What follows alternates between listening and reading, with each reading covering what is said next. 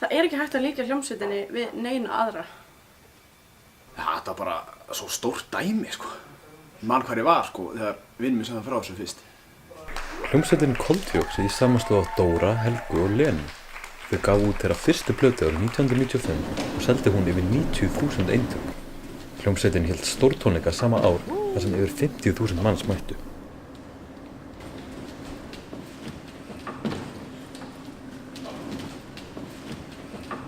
Ég held að flestir unglingar á þessum tíma hafi átt allavega eina plötu með þeim. Já, fyrst þegar vinur minn sýndi mér það. Þá sagði við hann, það heyrist ekkert í þér. Þau eru ekkert að spila hana í hljóðfæri.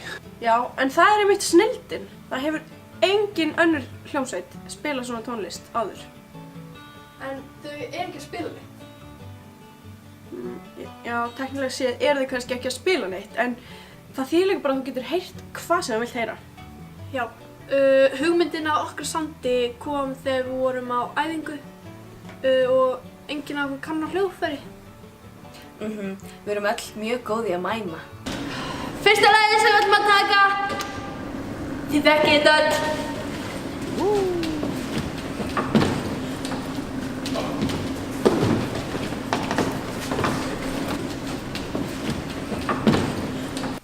Já, hljómsveitin var í sínu besta æfingaformi þá. Lena var nýbyrjuð að læra að spila á fiðlu. Já, einmitt. Þá spilaði ég ekki bara á bassa. Ég skipti stundum og spilaði á fiðluna og fólk gjörsamlega trylltist. Já.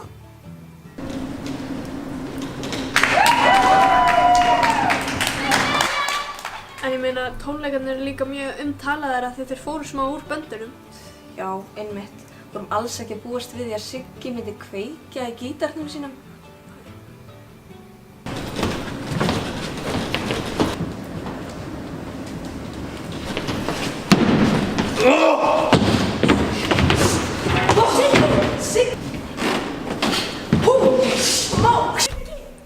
Við þurftum að hætta.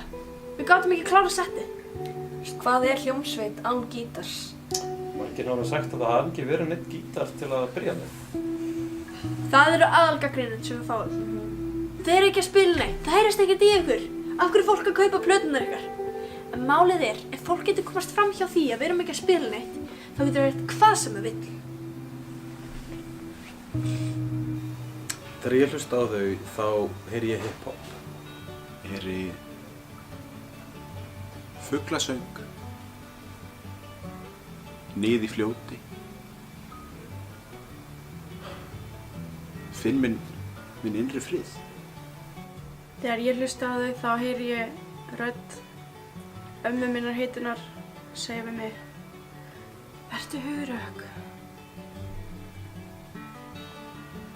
Hvað kom svo eftir hljómsveitina? Hvað eru þið að gera í dag?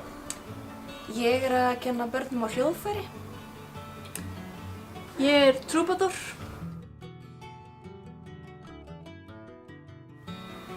Og Siggi, við vitum ekki hann.